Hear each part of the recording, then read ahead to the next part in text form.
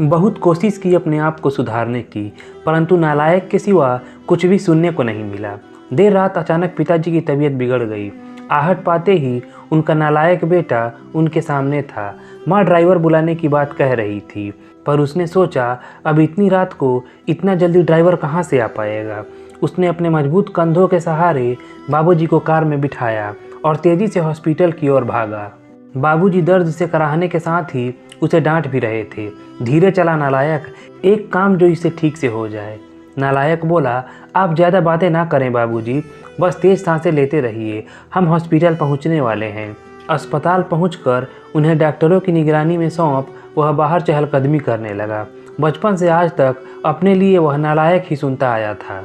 उसने भी कहीं ना कहीं अपने मन में यह स्वीकार कर लिया था कि उसका नाम ही शायद नालायक है।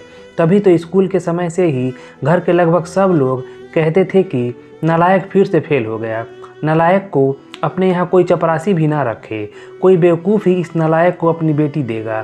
शादी होने के बाद भी वक्त बे वक्त सब कहते रहेंगे कि इस बेचारी के भाग्य फूटे थे जो इस नालायक के पल्ले पड़ गई। हाँ, बस एक माँ ही है जिसने उसके असल नाम को अब तक जीवित रखा है। पर आज अगर उसके बाबूजी को कुछ हो गया तो शायद वे भी। इस ख्याल के आते ही उसकी आंखें छलक गई और वो उनके लिए हॉस्पिटल में बने एक मंदिर में प्रार्थना करने लगा। प्रार्थना में शक्ति थी या समस्या मामूली थी, यह तो नहीं मालूम, लेकिन डॉक्टरों ने सुबह सुबह ही बाबूजी को घर जाने की अनुमति दे दी। घर लौटकर उनको कमरे में छोड़ने गया। तभी बाबूजी एक बार फिर चीखे, छोड़ नालायक, तुझे तो लगा होगा कि बूढ़ा अब लौटेगा ही नहीं। उदास मन से वह उस कमरे से निकला तो माँ से अब रहा नहीं गया। इतना सब तो करता है, बावजूद इसके वह आपके लिए नालायक ही है। विवेक और विशाल दोनों अब तक सोए हुए हैं।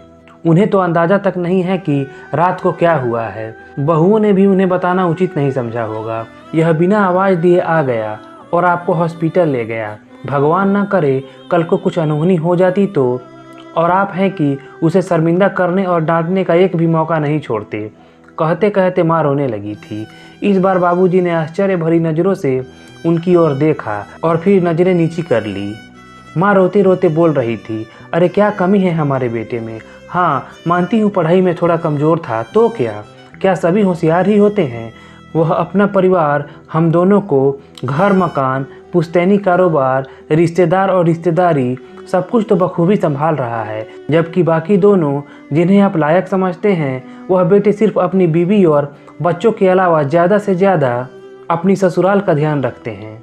कभी पूछा है आपसे कि आपकी तबीयत कैसी है? और आप हैं कि? बाबूजी बोले, सरला, तू भी मेरी भावना नहीं समझ पाई क्या? तुम्हें भी यही लगता है कि इतना सब कुछ होने के बाद भी इसे बेटा कह के नहीं बुला पाने का, गले से नहीं लगा पाने का दुख मुझे नहीं है? क्या मेरा दिल पत्थर का है? सरला, दुख तो मुझे भी होता ही है, पर उससे भी अधिक डर लगता है कि कहीं यह भी उन दोनों की तरह लायक ना बन जाए। इसलिए मैं इसे इसकी पूर्णता का एहसास अपने जीते जी तो कभी नहीं होने दूंगा। माँ चौंक गई, यह क्या कह रहे हैं आप? हाँ सरला, यही सच है। अब तुम चाहो तो इसे मेरा स्वार्थ ही कह लो। कहते हुए वह रोने लगे। माँ के भी आंखों से आंसू आ गए और फिर माँ बोली, मेरी ही गलती है, मैं इतने वर्षों में भी आपको समझ नहीं पाई।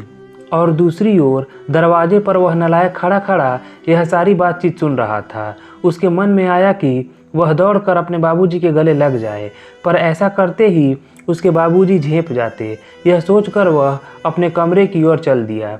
कमरे तक पहुंचा भी नहीं था कि बाबूजी की आवाज़ कानों में पड़ी, अरे नालायक, वह दवाइयाँ कहाँ रख दी? गाड़ी में ही छोड़ दी क्या? कितना भी समझा दो, इससे एक काम भी ठीक से नहीं होता। नालायक झटपट आंसू पोंछते हुए गाड़ी से दवाइयाँ निकालकर बाबूजी के कमरे की तरफ दौड़ गया।